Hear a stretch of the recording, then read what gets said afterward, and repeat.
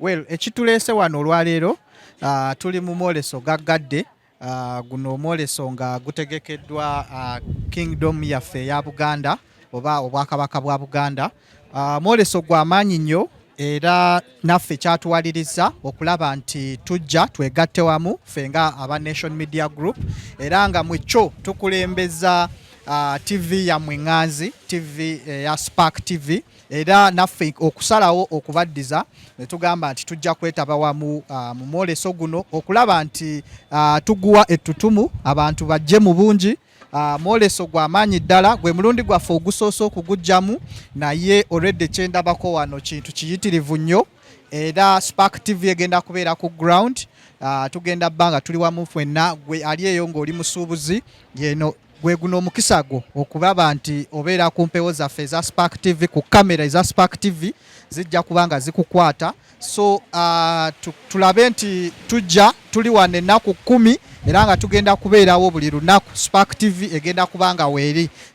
Mpozi era n'ekirala, Spark TV etaddemu obukadde bw'ensimbi 3 eza Uganda ng'era zino tugenda kubanga tuziwaayo eri obwakabaka bwa Buganda. Sente zino tukiwa nti zigenda kuyambako okulaba nti omwoleso guno abantu bagumanya.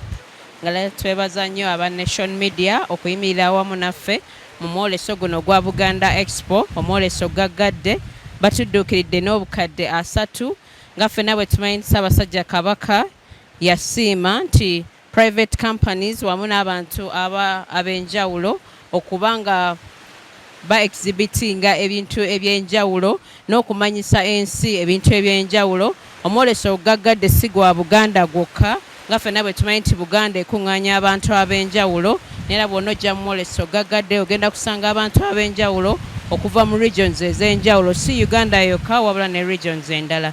Twebaza nnyo Nation Media okuyimirira wamu naffe okumanyisa omwoleso guno. Buli muntu asiimye sinsiala omwoleso guno omwaka guno gulangiddwa neera nga tumanyi tugenda kutambula wamu nabo ku projects ez'enjawulo.